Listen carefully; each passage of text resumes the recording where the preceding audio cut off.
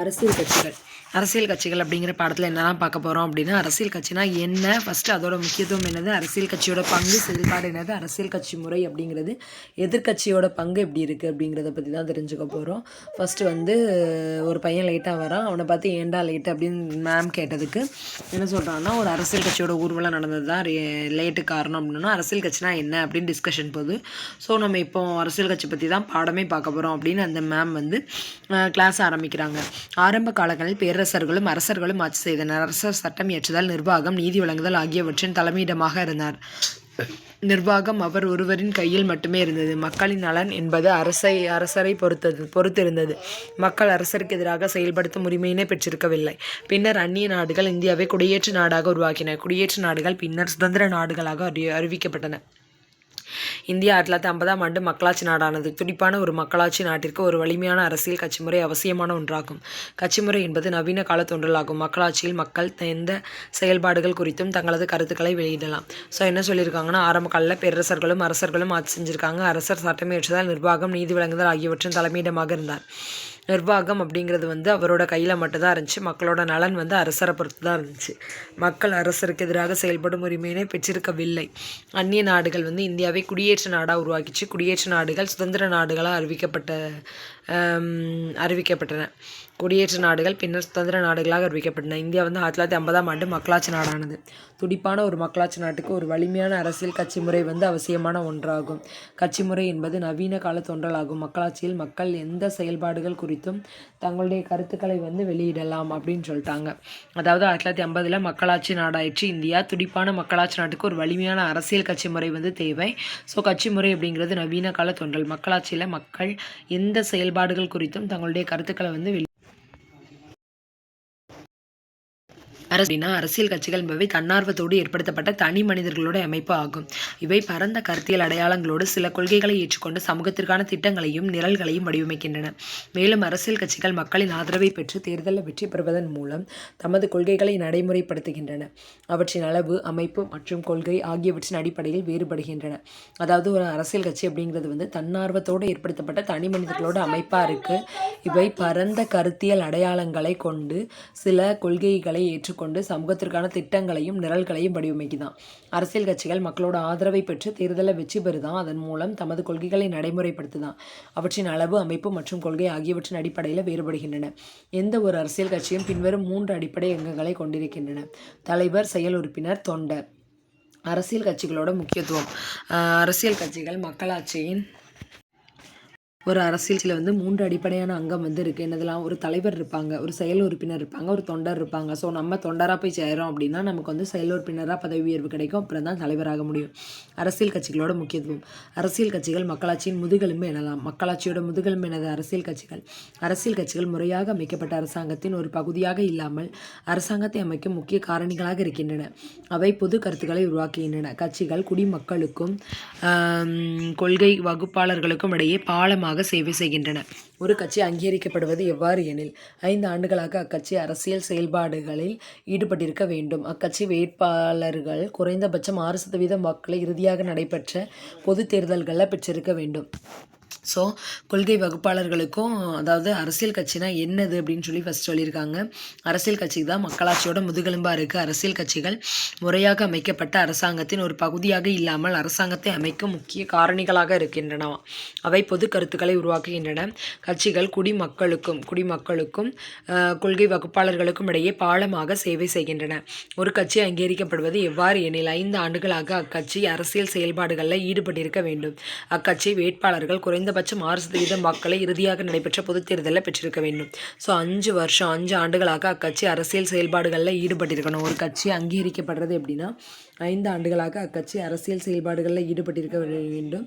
அக்கட்சி வேட்பாளர்கள் குறைந்தபட்சம் 6% வாக்குகளை இறுதியாக நடைபெற்ற பொதுத் தேர்தலில் பெற்றிருத்தல் வேண்டும். ஸோ ஸோ ஒரு கட்சி அங்கீகரிக்கப்படணும் அப்படின்னா 5 ஆண்டுகளாக அக்கட்சி அரசியல் செயல்பாடுகளில் ஈடுபட்டிருக்க வேண்டும். அக்கட்சி வேட்பாளர்கள் குறைந்தபட்சம் 6% வாக்குகளை இறுதியாக நடைபெற்ற பொதுத் தேர்தலில் பெற்றிருக்க வேண்டும். புரியுதா? இப்போ ஒரு கட்சியை வந்து நம்ம அங்கீகரிக்கணும் அப்படின்னாலே 5 ஆண்டுகளாக அக்கட்சி அரசியல் செயல்பாடுகளில் இருக்கணும். அக்கட்சி வேட்பாளர்கள் குறைந்தபட்சம் 6% வாக்குகளை இறுதியாக நடைபெற்ற பொதுத் தேர்தலில் பெற்றிருக்க வேண்டும். ஸோ மொத்தம் 100% வாக்குகள் இருக்குது அப்படின்னா அதில் 6% வாக்குகளை வந்து அவங்க வந்து லாஸ்ட்டாக நடந்த பொதுத் தேர்தலில் பெற்றிருக்கணும். அப்போ தான் அவங்கள வந்து ஒரு கட்சியினே அங்கீகரிக்க முடியும். அரசியல் கட்சிகளின் பண்புகள். அரசியல் கட்சிகள் என்பது பொதுவான குறிக்கோள்கள் மற்றும் பகிர்ந்தளிக்கப்பட்ட மதிப்பீடுகளை கொண்ட ஒரு மக்கள் குழுக்களாக இருக்கின்றன. ஸோ அரசியல் கட்சிகள் அப்படிங்கிறது என்னதுன்னா பொதுவான குறிக்கோள்கள் மற்றும் பகிர்ந்தளிக்கப்பட்ட மதிப்பீடுகளை கொண்ட மக்கள் குழுக்களாக இருக்கின்றன. அவங்களுக்கு ஒரு பொதுவான குறிக்கோள் இருக்கும், பகிர்ந்தளிக்கப்பட்ட மதிப்பீடுகள் இருக்கும், தனக்கென கொள்கை மற்றும் திட்டங்களை கொண்டிருக்கின்றன. அரசியல் அமைப்பின் வழியாக மட்டுமே அதிகாரத்தை கைப்பற்ற முயற்சிக்கின்றன. தனக்குன்னு சொல்லி ஒரு கொள்கை இருக்கும், திட்டங்கள் இருக்கும். அரசியல் அமைப்பின் வழியாக மட்டுமே அதிகாரத்தை கைப்பற்ற முயற்சி செய்கின்றன. அவங்களுக்கு வந்து அரசியல் அமைப்பின் வழியாக மட்டுமே அதிகாரத்தை கைப்பற்ற முயற்சி செய்கின்றன. தேசிய மற்றும் தேசிய நலன்களை மேம்படுத்த முயற்சிக்கின்றன. அதான் என்ன சொல்லியிருக்காங்கன்னா, அரசியல் கட்சிகள் அப்படிங்கிறது வந்து பொதுவான குறிக்கோள்கள் மற்றும் பகிர்ந்தளிக்கப்பட்ட மதிப்பீடுகளை கொண்ட மக்கள் குழுக்களாக இருக்காங்க. தனக்கென ஒரு கொள்கை மற்றும் திட்டங்கள் வந்து அவங்கக்கிட்ட இருக்கும். அரசியல் அமைப்பின் வழியாக மட்டுமே அதிகாரத்தை வந்து கைப்பற்ற முயற்சிக்கின்றன. தேசிய மற்றும் தேசிய நலன்களை மேம்படுத்த முயற்சிக்கின்றன. ஸோ அரசியல் கட்சி அப்படிங்கிறது அவங்களுக்கு பொதுவான குறிக்கோள், பகிர்ந்தளிக்கப்பட்ட மதிப்பீடு கொண்ட மக்கள் குழு, தனக்கென ஒரு கொள்கை திட்டம், அரசியல் அமைப்பின் வழியாக மட்டும்தான் அவங்களால அதிகாரத்தை வந்து கைப்பற்றுறதுக்கு அவங்க வந்து முயற்சிப்பாங்க. தேசிய மற்றும் தேசிய நலன்களை வந்து மேம்படுத்த முயற்சி செய்வாங்க. கட்சியின் தேர்தல் அறிக்கை.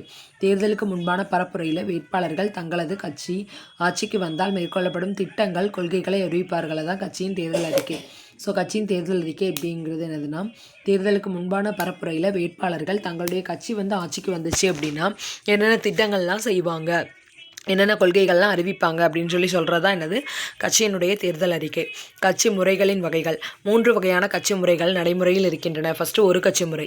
இம்முறையில் ஒரே ஒரு அரசியல் கட்சி மட்டுமே அரசாங்கத்தை ஏற்படுத்தும் உரிமையை கொண்டிருக்கும். இவ்வகையான ஒரு கட்சி முறை பொது உடைமை நாடுகளான சீனா, வடகொரியா, கியூபா ஆகிய நாடுகளில் நடைமுறையில் இருக்கின்றன. அதுக்கப்புறம் இருகட்சி ஆட்சி முறை. இம்முறையில் 2 கட்சிகள் அதிகாரத்தை பங்கு கொள்ளும் வகையில் ஏற்படுத்தப்பட்டிருக்கும். இவற்றில் ஒன்று ஆளும் கட்சியாகவும் மற்றொன்று எதிர்கட்சியாகவும் செயல்படும். இருகட்சி முறை பிரிட்டன் தொழிலாளர் கட்சி மற்றும் பழமைவாத கட்சி, அமெரிக்க ஐக்கிய நாடுகள் குடியரசுக் கட்சி மற்றும் ஜனநாயக கட்சி காணப்படுகின்றது. ஸோ பிரிட்டனில் வந்து தொழிலாளர் கட்சி மற்றும் பழமைவாத கட்சி, அமெரிக்க ஐக்கிய நாடுகளில் குடியரசுக் கட்சி மற்றும் ஜனநாயக கட்சி காணப்படுகின்றது. பல கட்சி முறை. அதிகாரத்திற்கான போட்டி 3 அல்லது அதற்கு மேற்பட்ட கட்சிகளிடையே இருக்குமாயின் அது பல கட்சி முறை என அழைக்கப்படுகிறது. இம்முறை இந்தியா, பிரான்ஸ், ஸ்வீடன், நார்வே உள்ளிட்ட பல நாடுகளில் காணப்படுது. ஸோ பல கட்சி முறைன்னா என்னதுன்னா, அதிகாரத்திற்கான போட்டி 3 அல்லது அதற்கு மேற்பட்ட கட்சிகளிடையே இருக்குது அப்படின்னா அதனால பல கட்சி முறை. இம்முறை இந்தியா, பிரான்ஸ், ஸ்வீடன், நார்வே உள்ளிட்ட நாடுகளில் காணப்படுது. India, Sweden, Norway, France. இந்தியாவில் அரசியல் கட்சி முறை.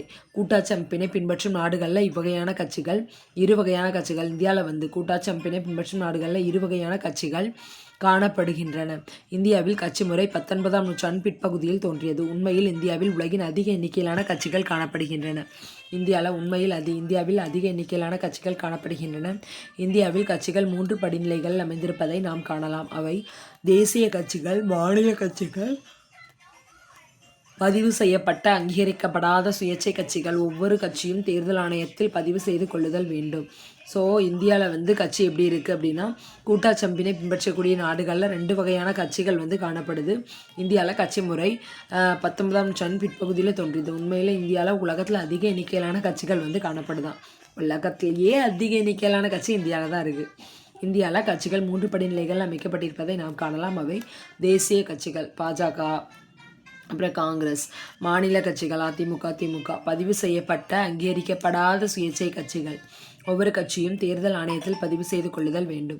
ஸோ தேர்தல் ஆணையம் சட்டப்பூர்வமான அமைப்பு. இந்திய தேர்தல் ஆணையம் தேர்தல்களை நடத்துவதற்கு அதிகாரம் கொண்ட ஒரு சுதந்திரமான சட்டப்படியான அமைப்பு ஆகும். இதன் தலைமையிடம் புதுடெல்லியில் அமைந்துள்ளது. தம்பி கதவை தர. அரசியல் கட்சிகளின் செயல்பாடுகள். வழங்குதல். நேர்மையான எதிர்ப்பை, பொறுப்புடைமை, ஸ்திரத்தன்மையை வழங்குதல். அரசியல் கட்சிகளோட செயல்பாடுகள் என்னதுன்னு பார்த்தோன்னா, ஃபஸ்ட்டு வழங்குதல். நேர்மையான எதிர்ப்பு, பொறுப்புடைமை, ஸ்திரத்தன்மையை வழங்குதல். நேர்மையான எதிர்ப்பு கொடுக்கணும், பொறுப்புடைமை இருக்கணும், ஸ்திரத்தன்மை இதெல்லாமே வழங்குதல். பரிந்துரைத்தல் தேர்ந்தெடுக்கப்பட்ட அலுவலகத்திற்கு தனிநபரை பரிந்துரைத்தல். தேர்ந்தெடுக்கப்பட்ட அலுவலகத்திற்கு தனிநபரை பரிந்துரைத்தல். ஏற்பாடு செய்தல் அரசியல் பிரச்சாரம், பேரணி ஆகியவற்றை ஏற்பாடு செய்தல். தேர்தல் வெற்றி பெற தேர்தல் அறிக்கையினை வெளியிடுதல். ஊக்குவித்தல் மக்கள் நலனுக்காக பல்வேறு திட்டங்களையும் கொள்கைகளையும் முன்வைத்தல். மக்களுடைய நலனுக்காண்டி பல்வேறு திட்டங்களையும் கொள்கைகளையும் முன்வைத்தல். ஒருங்கிணைத்தல் சமுதாயத்தையும் அரசையும் இணைத்தல். தேர்ந்தெடுக்கப்படும் உறுப்பினர்களை ஒருங்கிணைத்தல். சமுதாயத்தையும் அரசையும் இணைத்தல். தேர்ந்தெடுக்கப்படும் உறுப்பினர்களை ஒருங்கிணைத்தல். அதுக்கப்புறம் ஆட்சி அமைத்தல் அரசாங்கத்தை ஏற்படுத்தி இயக்குதல் பொதுவான கொள்கைகளை உருவாக்குதல். ஸோ ஒரு அரசியல் கட்சியோட செயல்பாடுகள் அப்படின்னு பார்த்தோம்னா ஃபஸ்ட்டு வந்து வழங்குதல், நேர்மையான எதிர்ப்பு, பொறுப்புடைமை, ஸ்திரத்தன்மை வழங்குதல். பரிந்துரைத்தல் தேர்ந்தெடுக்கப்பட்ட அலுவலகத்திற்கு தனிநபரை பரிந்துரைத்தல். ஏற்பாடு செய்தல் அரசியல் பிரச்சாரம், பேரணி ஆகியவற்றை ஏற்பாடு செய்தல். தேர்தல் வெற்றி பெற தேர்தல் அறிக்கை வெளியிடுதல். ஊக்குவித்தல் மக்கள் நலனுக்காக பல்வேறு திட்டங்களையும் கொள்கைகளையும் முன்வைத்தல். ஒருங்கிணைத்தல் சமுதாயத்தையும் அரசையும் இணைத்தல். தேர்ந்தெடுக்கப்படும் உறுப்பினர்களை ஒருங்கிணைத்தல். ஆட்சி அமைத்தல் அரசாங்கத்தை ஏற்படுத்தி இயக்குதல் பொதுவான கொள்கைகளை உருவாக்குதல். இரு கட்சி முறை. இம்முறையில் 2 கட்சிகள் அதிகாரத்தை பங்கு கொள்ளும் வகையில் ஏற்படுத்தப்பட்டிருக்கும். இவற்றில் ஒன்று ஆளும் கட்சியாகவும் மற்றொன்று எதிர்க்கட்சியாகவும் செயல்படும். இருகட்சி முறை பிரிட்டன் தொழிலாளர் கட்சி மற்றும் பழமைவாத கட்சி, அமெரிக்க ஐக்கிய நாடுகளில் குடியரசுக் கட்சி மற்றும் ஜனநாயக கட்சி காணப்படுது. பல கட்சி முறை சுதந்திரத்துக்கான போட்டி 3 அல்லது அதற்கு மேற்பட்ட கட்சிகளே இருக்குது அப்படின்னா அது வந்து நம்ம பழக்கட்சி முறைன்னு சொல்கிறோம். Example India, France, Sweden, Norway. இந்திய அரசியல் கட்சியை பார்த்தோம் அப்படின்னா கூட்டாட்சம்பினை பின்பற்ற நாடுகளில் 2 வகையான கட்சிகள் காணப்படுது. இந்தியாவில் கட்சி முறை 19ஆம் நூற்றாண்டு பிற்பகுதியில் தோன்றியது. உண்மையில் இந்தியாவில் உலகில் அதிக எண்ணிக்கையிலான கட்சிகள் வந்து காணப்படுது. இந்தியாவில் கட்சிகள் 3 படிநிலைகள் அமைந்திருப்பதை நாம் காணலாம். அவை தேசிய கட்சிகள், மாநில கட்சிகள், பதிவு செய்யப்பட்ட அங்கீகரிக்கப்படாத சுயேட்சை கட்சிகள் ஆகும். ஒவ்வொரு கட்சியும் தேர்தல் ஆணையத்தில் பதிவு செய்து கொள்ளுதல் வேண்டும். ஸோ தேர்தல் ஆணையம் அப்படின்னா இந்திய தேர்தல் ஆணையம் தேர்தல்களை நடத்துவதற்கான சுதந்திரமான சட்டப்படியான அமைப்பு. இதனோட தலைமையிடம் வந்து புதுடெல்லியில் இருக்குது. ஒரு அரசியல் கட்சியை தோற்றுவிப்பது எப்படி? இந்திய தேர்தல் ஆணையத்தில் போய் பதிவு செய்து கொள்ளணும். ஸோ இந்திய தேர்தல் ஆணையத்தில் போய் நம்ம என்ன செய்யணும்? பதிவு செய்து கொள்ளணும். குறைந்தபட்சம் 100 உறுப்பினர்கள் அவர்கள் ஒவ்வொருவரும் வாக்காளர் அடையாள அட்டையை கொண்டிருத்தல் வேண்டும். குறைந்தபட்சம் 100 உறுப்பினர்கள் இருக்கணும். அவர்கள் ஒவ்வொருவரும் வாக்காளர் அட்டையை கொண்டிருத்தல் வேண்டும். கட்சி அமைப்பு குறித்த ஆவணத்தை கொண்டிருத்தல் வேண்டும். கட்சி அமைப்பு குறித்த ஆவணத்தை வந்து அவங்க கொண்டிருத்தல். இந்திய தேர்தல் ஆணையத்தில் பதிவு செய்து கொள்ளுதல் வேண்டும். குறைந்தபட்சம் 100 உறுப்பினர்கள் அவர்கள் ஒவ்வொருவரும் வாக்காளர் அடையாள அட்டையை வந்து கொண்டிருத்தல் வேண்டும். கட்சி அமைப்பு குறித்த ஆவணத்தை வந்து அவங்க வந்து கொண்டிருத்தல் வேண்டும். கட்சிகள் அங்கீகரிக்கப்படுவதற்கான நிபந்தனைகள். இந்தியாவில் அரசியல் கட்சிகளை அங்கீகரிப்பதற்கு இந்திய தேர்தல் ஆணையம் சில விதிமுறைகளை வகுத்துள்ளது. தேசிய கட்சிகள் மக்களவைத் தேர்தலில் அல்லது 4 மாநிலங்களுக்கான சட்டமன்ற தேர்தலில் செல்லத்தக்க மொத்த வாக்குகளில் ஒரு கட்சி 6% வாக்குகளை பெற்றிருத்தல் வேண்டும். ஸோ தேசிய கட்சி அப்படின்னா என்னதுன்னா மக்களவைத் தேர்தலில் அல்லது 4 மாநிலங்களுக்கான சட்டமன்ற தேர்தலில் செல்லத்தக்க மொத்த வாக்குகளில் ஒரு கட்சி 6% வாக்குகளை பெற்றிருத்தல் வேண்டும். ஒரு தேசிய கட்சியாக இருக்கணும் அப்படின்னா ஃபஸ்ட்டு பேக்லேருந்து போகவுமே கட்சிகள் அங்கீகரிக்கப்படுவதற்கான நிபந்தனைகள். இந்தியாவில் அரசியல் கட்சிகள் அங்கீகரிப்பதற்கு இந்திய தேர்தல் ஆணையம் சில விதிமுறைகளை வகுத்திருக்கு. சுயேட்சை அப்படின்னா சுயேட்சை வேட்பாளர் என்பவர் எந்த கட்சியிலும் சேராமல் தானாக மக்களவை அல்லது மாநில சட்டமன்ற தேர்தலில் போட்டியிடும் நபர் ஆவார். புரிஞ்சிச்சா? சுயேட்சை வேட்பாளர்னா யார்? சுயேட்சை வேட்பாளர் என்பவர் எந்த கட்சியிலையும் சேரக்கூடாது. தானாக வந்து மக்களவை தேர்தல் அல்லது மாநிலங்களவை தேர்தலில் வந்து சட்டமன்ற தேர்தலில் போட்டியிடக்கூடிய நபராக இருக்கணும். அப்புறம் பிராந்திய அல்லது மாநில கட்சி, இதான் அதிமுக, திமுக. மாநில சட்டப்பேரவைக்கான தேர்தலில் செல்ல தகுந்த வாக்களில் குறைந்தபட்சம் 6% வாக்களை பெற்றிருத்தல் வேண்டும். ஒவ்வொரு 25 தொகுதிக்கும் ஒரு மக்களவை தொகுதி அல்லது சட்டப்பேரவை தேர்தலில் குறைந்தபட்சம் 2 தொகுதிகளில் வெற்றி பெற்றிருத்தல் வேண்டும். சட்டப்பேரவையில் மொத்த தொகுதிகளில் குறைந்தபட்சம் 3% தொகுதிகளில் வெற்றி பெற்றிருக்க வேண்டும். ஸோ என்ன சொல்லியிருக்காங்க அப்படின்னா ஒரு மாநில கட்சி அப்படின்னா பிராந்திய கட்சி அப்படின்னு சொன்னால் ஃபஸ்ட்டு மாநில சட்டப்பேரவைக்கான தேர்தலில் செல்ல தகுந்த வாக்களில் குறைந்தபட்சம் 6% வாக்குகளை வந்து அவங்க பெற்றிருக்கணும். மொத்தம் 100 பேரில் 6 பேர் வந்து அந்த மாநில கட்சிக்கு வாக்களிக்கிறவங்களா இருக்கணும். அந்த மாதிரி 6% வாக்குகள். ஒவ்வொரு 25 தொகுதிகளுக்கும் ஒரு மக்களவை தொகுதி அல்லது சட்டப்பேரவை தேர்தலில் குறைந்தபட்சம் 2 தொகுதிகளில் வெற்றி பெற்றிருக்க வேண்டும். ஒவ்வொரு 25 தொகுதிக்கும் ஒரு மக்களவை தொகுதி, ஒரு எம்பி சீட்டு, 25க்கு ஒரு எம்பி சீட்டு அல்லது சட்டப்பேரவை தேர்தலில் குறைந்தபட்சம் 2 தொகுதிகளில் வெற்றி பெற்றிருக்க வேண்டும். சட்டப்பேரவையில் மொத்த தொகுதிகளில் குறைந்தபட்சம் 3% தொகுதிகளில் வெற்றி பெற்றிருக்க வேண்டும். 3% தொகுதிகளில் வெற்றி பெற்றிருக்க வேண்டும். அப்படி இருந்தால் மட்டும்தான் அவங்கள வந்து என்ன சொல்கிறோம், மாநில கட்சின்னு சொல்கிறோம். தேசிய கட்சி மக்களவை தேர்தல் அல்லது 4 மாநிலங்களுக்கான சட்டமன்ற தேர்தலில் செல்ல தகுந்த மொத்த வாக்குகளில் ஒரு கட்சி 6% வாக்குகளை பெற்றிருத்தல் வேண்டும். ஸோ தேசிய கட்சிகள் மக்களவை தேர்தல் அல்லது 4 மாநிலங்களுக்கான சட்டமன்ற தேர்தலில் செல்ல தகுந்த மொத்த வாக்குகளில் ஒரு கட்சி 6% வாக்குகளை பெற்றிருத்தல் வேண்டும். ஸோ தேசிய கட்சிகள் மக்களவை தேர்தல் அல்லது 4 மாநிலங்களுக்கான சட்டமன்ற தேர்தலில் செல்ல தகுந்த மொத்த வாக்குகளில் ஒரு கட்சி 6% வாக்குகளை பெற்றிருத்தல் வேண்டும். ஸோ மக்களவை தேர்தல் இருக்குது, அல்லது 4 மாநிலங்களுக்கான சட்டமன்ற தேர்தல் நடக்கு, அதில் செல்ல தகுந்த மொத்த வாக்குகளில் ஒரு கட்சி 6% வாக்குகளை பெற்றிருத்தல் வேண்டும். 100 பேருக்கு 6 பேருன்ற மாதிரி 4 மாநிலங்களுக்கான சட்டமன்ற தேர்தலில், அப்படி இல்லைன்னா மக்களவை தேர்தலில் 6% வாக்குகளை வந்து என்ன பண்ணியிருக்கணும், பெற்றிருக்கணும். 1 அல்லது 1க்கு மேற்பட்ட மாநிலங்களில் 4 மக்களவை தொகுதிகளில் வெற்றி பெற்றிருத்தல் வேண்டும். 1 அல்லது 1 மேற்பட்ட மாநிலங்களில் 4 மக்களவை தொகுதிகளில் என்ன பண்ணியிருக்கணும், வெற்றி பெற்றிருக்க வேண்டும். 4 மக்களவை தொகுதிகளில் வெற்றி பெற்றிருக்க வேண்டும். 1 அல்லது 1க்கு மேற்பட்ட மாநிலங்களில் 4 மக்களவைத் தொகுதிகளில் வெற்றி பெற்றிருக்க வேண்டும்.